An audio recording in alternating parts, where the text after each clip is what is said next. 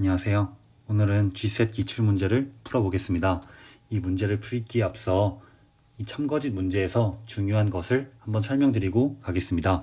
참거짓 문제에서 힌트가 되는 것이 이 두 가지입니다. 모순 관계이거나 관련 문장입니다. 먼저 하나씩 설명을 드리면은 갑과 을은 완전히 모순된 문장입니다. 즉 내일 비가 오거나 안 오거나 둘 중 하나밖에 없는데 만약에 비가 온다면은 갑은 참이 되고 을은 거짓이 됩니다. 만약에 비가 안 온다면 갑은 거짓이 되고 을은 참이 됩니다. 이런 식으로 이 참과 거짓이 완전히 대비되는 이러한 문장을 모순 관계에 있다고 말합니다. 참거짓 문제에서는 이 모순 관계를 찾은 다음에 이것부터 출발하는 것이 가장 쉽게 푸는 방법입니다.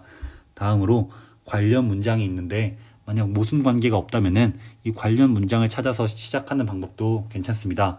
이 갑과 을은 모순 관계인 것처럼 보이지만 모순이 아닙니다.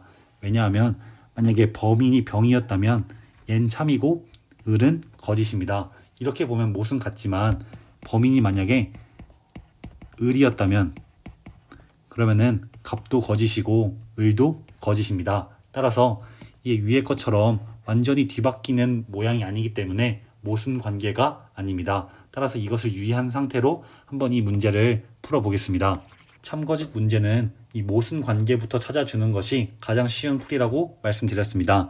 근데 이 방금 범인이다를 봤듯이 이 A의 1, B의 2, C의 2 같은 것은 모순 관계가 아니라 관련 문장입니다. 따라서 모순 문장부터 해보면은 일단 A, B, C를 나눴을 때 A의 2번 진술 그리고 A의 2번 진술과 완전히 반대인 B의 1번 진술 이것이 모순 관계이고 C의 1번 진술을 보면은 이것도 B의 1번과 완전히 똑같은 말을 하고 있습니다. 따라서 이 두 개와 이 A의 2번 진술이 모순 관계인 것을 파악할 수 있습니다.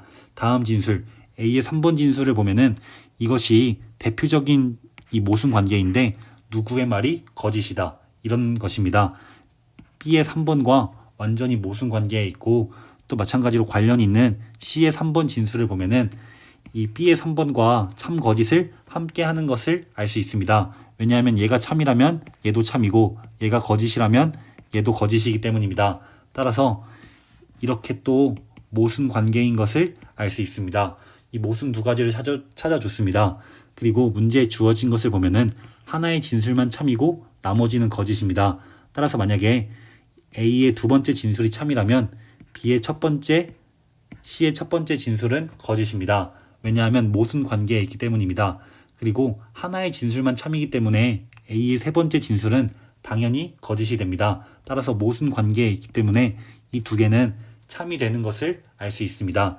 두 번째 경우를 해보면은 A의 두 번째 진술이 거짓이라면 모순 관계에 있는 것은 참이 되고 B의 첫 번째, C의 첫 번째가 참이니까 B와 C의 나머지 진술들은 거짓이 됩니다. 따라서 이거와 모순 관계에 있는 A의 3번 진술이 참이 되는 것을 알 수 있습니다. 이 남은 진술을 보면은 A의 1번, B의 2번, C의 2번이 있는데 이 가능한 두 가지 경우에서 이미 참이 모두 나왔기 때문에 이 A, B, C는 각각 참을 하나만 말하기 때문에 얘네는 어쩔 수 없이 무조건 다 거짓인 것을 알 수 있습니다. 이렇게 문장을 파악한 뒤에 한번 보기를 보겠습니다. 그러면 일단 A의 1번 진술도 거짓이고 B의 2번 진술도 거짓입니다. 그리고 C의 2번 진술도 거짓입니다. 따라서 범인이 A와 B는 모두 범인이 아니고 C가 범인인 것을 알 수 있습니다. 그래서 저희는 일단 3, 4, 5번을 지울 수 있고 1, 2번 보기를 보면은 일단 1번 보기를 보면은 참인 진술은 A의 2번 이 첫 번째 경우입니다. 이 경우에 B의 3번도 참인 것을 알 수 있고 1번이 맞는 보기인 것을 알 수 있습니다. 이 2번 보기를 보면은 참인 진술은 C의 3번 이것도 첫 번째 경우입니다. 이럴 때 B의 3번이 참이기 때문에 2번 보기는 틀린 보기인 것을 알 수 있고 1번이 정답이 되는 것을 알 수 있습니다. 이렇게 모순 관계를 이용하면 깔끔하게 문제를 풀 수 있고 만약에 모순 관계를 찾지 못했다면 어떻게 풀어야 되는지 설명드리겠습니다. 저는 찾지 못했다면 그냥 경우를 빠르게 나누어서 문제를 풉니다. 여기서는 경우를 나눌 수가 있는 게 범인을 누구로 잡는지에 따라 세 가지 경우가 나뉩니다. 첫 번째 B가 범인일 때, 두 번째 A가 범인일 때, 세 번째 C가 범인일 때 이런 식으로 진행을 해보겠습니다. B가 범인이라 하면은 A의 첫 번째가 참, 나머지는 거짓입니다. 마찬가지로 B의 두 번째가 참, 나머지는 거짓입니다. 그러면은 일단 A가 범인이다. 이건 틀렸고 B의 세 번째 진술 거짓이니까 C의 세 번째도 틀렸습니다. 그리고 A와 C가 A의 두 번째 진술이 거짓이니까 만난 적이 있습니다. 따라서 이것도 거짓이 되어서 C가 세 개 다가 거짓이 됩니다. 따라서 이것은 가능한 경우가 아니니까 얘는 지워집니다. 두 번째로 A가 범인이라고 해보겠습니다. A가 범인이니까 C의 두 번째는 참이고 나머지는 지워집니다.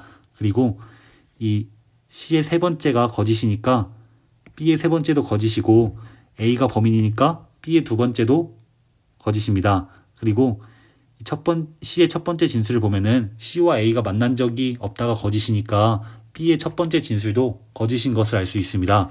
따라서 이것도 세 가지 모두가 거짓이 되어서 문제 상황과 맞지 않고 이것도 안 되는 경우인 것을 알 수 있습니다. 그래서 일단 보기가 3, 4, 5가 지워지고 1, 2번 중에 하나가 남았습니다. 이럴 때는 그냥 보기를 대입하는 것도 괜찮습니다. 한번 참인 진술, 일단 1번이 정답인 것을 아니까 2번부터 대입을 해보면은 C의 3번, B의 1번, C의 3번이 참이라고 해보겠습니다. 그리고 B의 1번도 참이라고 해보고 이 상태로 문제를 진행시켜서 이것이 가능한지 보는 것입니다. 그러면은 C의 3번이 참이니까 당연히 B의 3번도 참이 됩니다. 따라서 B가 참이 두 개가 돼버려서 이것은 불가능한 경우가 되고 정답이 1번이 되는 것을 알 수 있습니다. 이 문제는 이런 식으로 풀어도 별로 오래 걸리지 않았지만 사실 대부분 문제는 모순 관계를 찾고 거기부터 출발하는 것이 명확하고 빠르게 풀 수 있습니다.